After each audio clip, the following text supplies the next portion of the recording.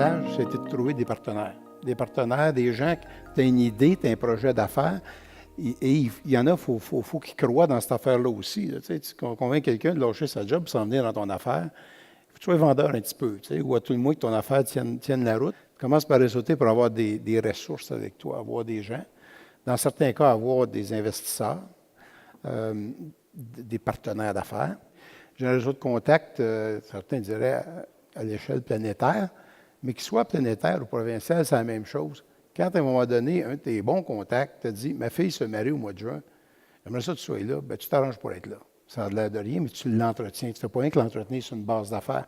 Parce que, pour moi, dans le réseautage, non seulement c'est à deux sens, c'est pas juste qu'est-ce que je peux tirer de cette personne-là, mais avant même de savoir ce que je peux en tirer, je veux lui faire comprendre ce que je peux y amener. Et tu bâtis la relation. Alors, il faut que tu l'entretiennes, puis oui, tu peux l'entretenir avec des conversations téléphoniques, des échanges courriels ou autres, mais aussi, des fois, il faut être là pour l'entretenir. Moi, je veux savoir qui je fais affaire. Je veux apprécier la personne parce que petit ou gros, pour moi, ça va être un partenaire.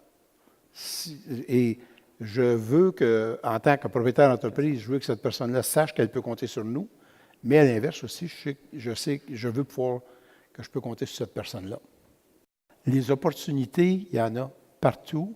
Je crois qu'il y a une règle là-dedans, c'est que peu importe celle que vous preniez, c'est qu'il faut que ça vous passionne quelque part. Passionne assez parce que ça va vous demander énormément de travail. Énormément. Être un entrepreneur, c'est être le dernier payé. Tu payes tout ton monde, puis s'il en reste, tu te prends un salaire.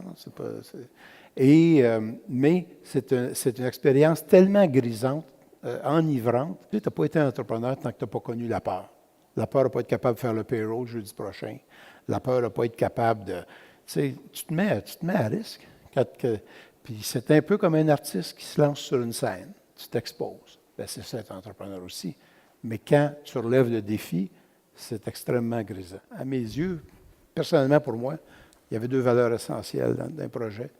La passion puis le courage. Parce que la bonne gestion, puis surtout quand c'est à ton entreprise, puis ton cash ou celui de tes investisseurs là-dedans, quand tu dois remercier quelqu'un, quand tu dois prendre une décision difficile, ça demande du courage. Et si tu n'es pas passionné par ce que tu fais, tu n'auras pas ce courage-là.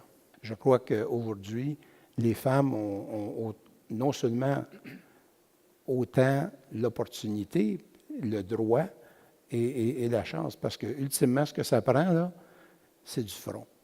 Puis les femmes en ont du front. Autant que, ça, c'est dans ta personnalité, homme ou femme. C'est pas le fait que...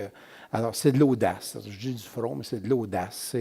C'est de savoir, d'oser, oser. Mon père était à la tête d'une grande entreprise, mais des fois, on ne sait jamais, on n'écoute pas nos parents à cet âge-là. Mais lui, il me disait, tu sais, la plus petite business qui est à toi, c'est mieux que la plus grosse qui n'est pas à toi.